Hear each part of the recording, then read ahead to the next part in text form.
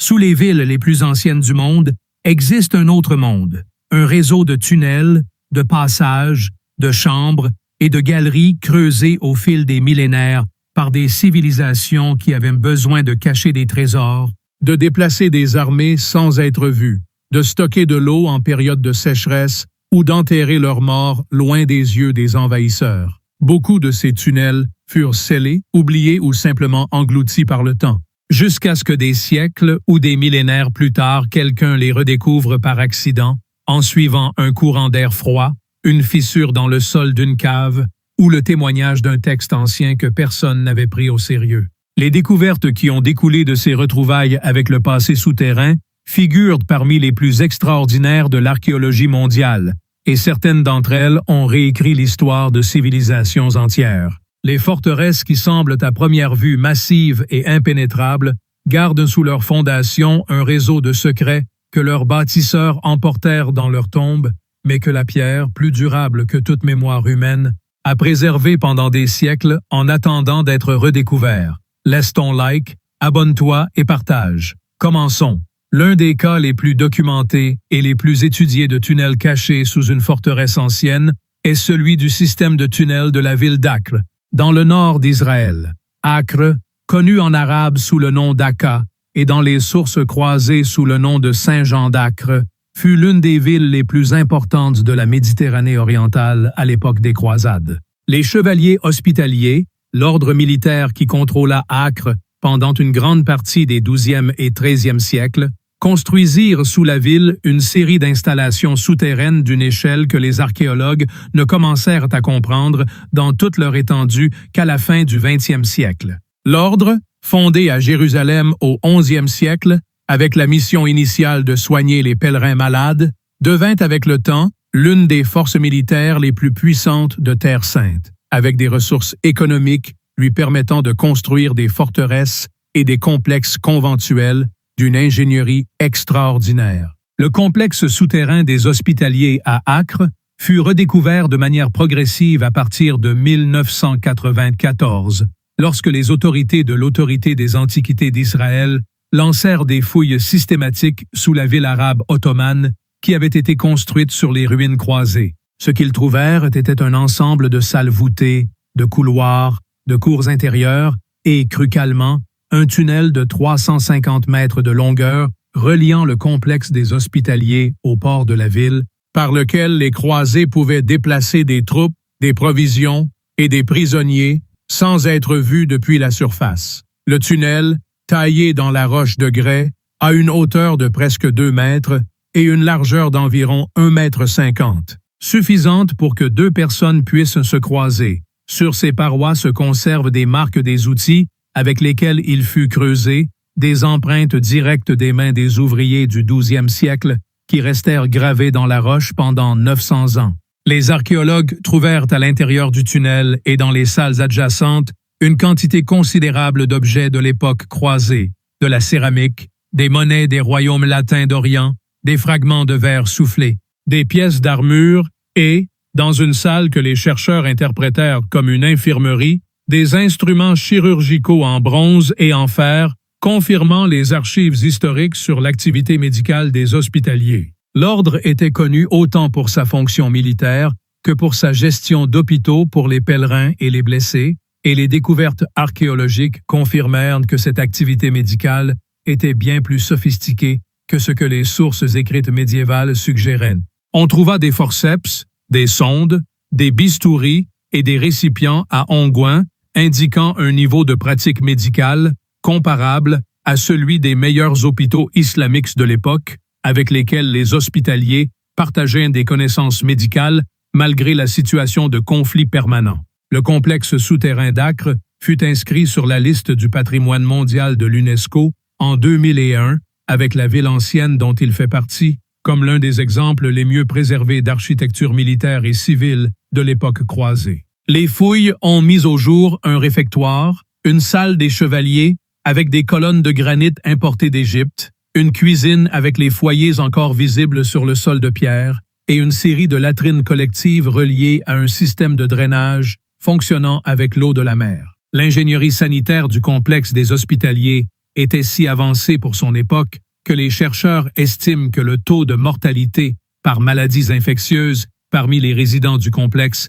était significativement inférieur à celui d'autres établissements médiévaux européens de taille comparable. En Turquie, la ville souterraine de Derinkuyu, dans la région de Cappadoce, est peut-être l'exemple le plus impressionnant d'infrastructures souterraines de l'Antiquité dans le monde entier. Derinkuyu fut découverte en 1963 lorsqu'un habitant local abattit un mur de sa cave et trouva derrière une pièce donnant accès à un réseau de tunnels et de chambres qui s'étendait vers le bas sur 18 niveaux, atteignant une profondeur d'environ 80 mètres sous la surface. La ville était capable d'accueillir jusqu'à 20 000 personnes, avec leurs animaux domestiques, des provisions pour des mois, des caves à vin et à huile, des étables, des citernes d'eau, des églises taillées dans la roche et des puits de ventilation apportant de l'air frais jusqu'aux niveaux les plus profonds. Chaque niveau était relié aux autres par des escaliers étroits qu'un seul défenseur pouvait bloquer contre des dizaines d'assaillants.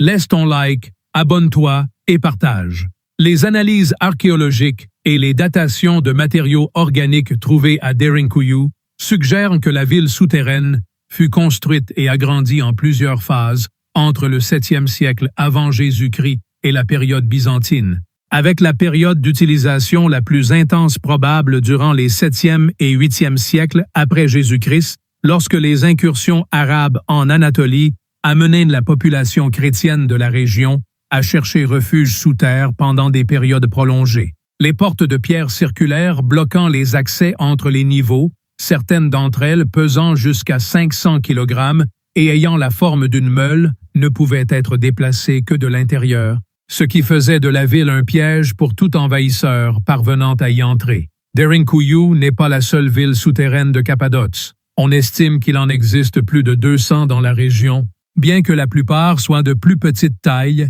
et que beaucoup n'aient pas été entièrement explorés. La plus grande connue est Kaymakli, qui avec ses 8 niveaux de profondeur et une extension horizontale de plusieurs kilomètres carrés, put abriter à son apogée plus de 30 000 personnes. En Écosse, sous le château d'Édimbourg, qui couronne un éperon volcanique au centre de la capitale écossaise et est l'un des châteaux les plus visités du monde, avec plus de 2 millions de visiteurs annuels. Il existe un réseau de passages et de tunnels qui pendant des siècles furent l'objet de légendes urbaines et d'expéditions non officielles. En 1999, une équipe de l'Edinburgh Castle Archaeological Research Group dirigea une exploration systématique des passages connus sous le château et trouva, en plus des galeries déjà documentées, une série de chambres scellées contenant des artefacts du 18e siècle, notamment des uniformes militaires partiellement décomposés,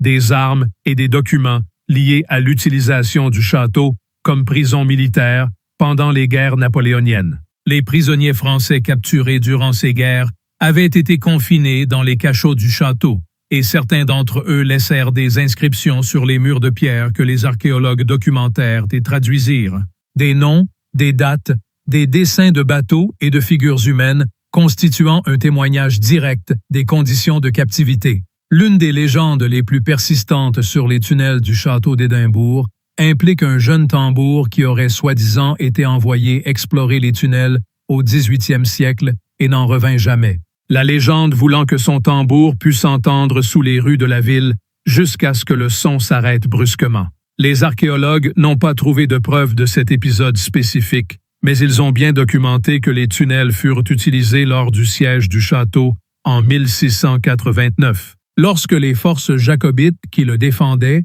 utilisèrent les passages souterrains pour déplacer des munitions et de l'eau depuis les entrepôts vers les positions de défense sur les remparts extérieurs, tandis que l'armée de Guillaume III d'Orange bombardait les défenses depuis les collines environnantes. Au Mexique, l'une des découvertes souterraines les plus importantes de ces dernières années se produisit sous la pyramide de la Lune à Teotihuacan, le grand centre cérémoniel du Mexique préhispanique, situé à environ 50 km au nord-est de Mexico. En 2017, une équipe d'archéologues de l'Institut national d'anthropologie et d'histoire du Mexique, utilisant un scanner de tomographie électrique résistive, un instrument qui détecte des variations de conductivité du sol, et permet d'identifier des cavités souterraines sans avoir à creuser, détecta sous la pyramide de la Lune un tunnel et une chambre de grande dimension que personne n'avait documenté précédemment. La chambre, selon les estimations de l'équipe basée sur les données du scanner,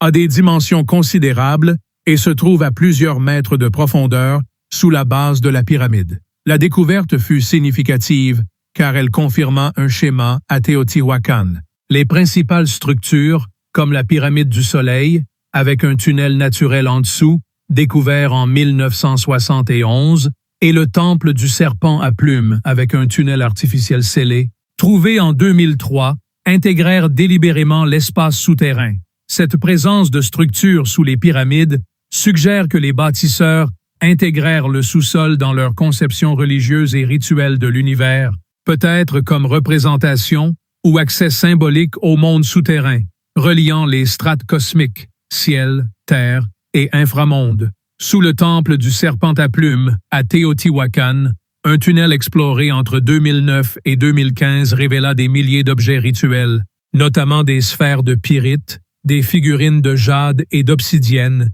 et des restes humains. Dans les chambres finales, les archéologues interprétèrent un possible espace funéraire des fondateurs ou premiers gouvernants de la ville. Ce fut une découverte cruciale, car l'absence d'écriture déchiffrée à Teotihuacan fait de l'archéologie la seule voie pour comprendre son organisation politique et ses croyances. À Jérusalem, les fouilles sous la cité de David ont dévoilé un vaste système de tunnels. Le tunnel d'Ézéchias, ou de Siloé, datant du 8e siècle avant Jésus-Christ, fut taillé dans du calcaire pour détourner l'eau de la source de Gihon et permettre à la ville de résister au siège assyrien de Sennachérib en 701 avant Jésus-Christ. Les recherches les plus récentes ont montré que le système souterrain est bien plus vaste, révélant de nouveaux tronçons de canaux du premier temple, de possibles entrepôts et un imposant passage de 12 mètres de hauteur qui aurait pu servir de route de fuite lors de la destruction babylonienne de la ville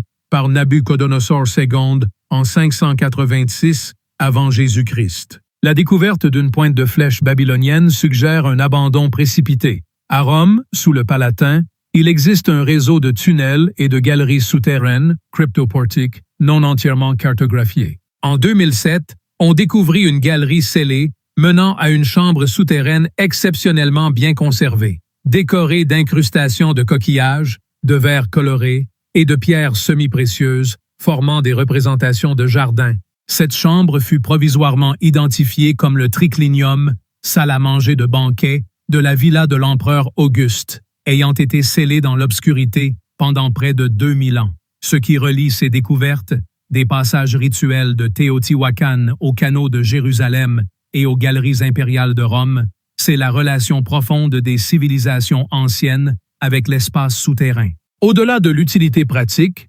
défense, approvisionnement en eau, creuser sous terre était un acte symbolique, une façon de se connecter aux morts, aux dieux du monde souterrain et au temps profond de la roche. Chaque tunnel ouvert par l'archéologie est un seuil révélant un passé intact et la certitude que sous la plupart des grandes villes historiques existent encore des passages inexplorés depuis l'Antiquité. Laisse ton like, abonne-toi et partage. À la prochaine.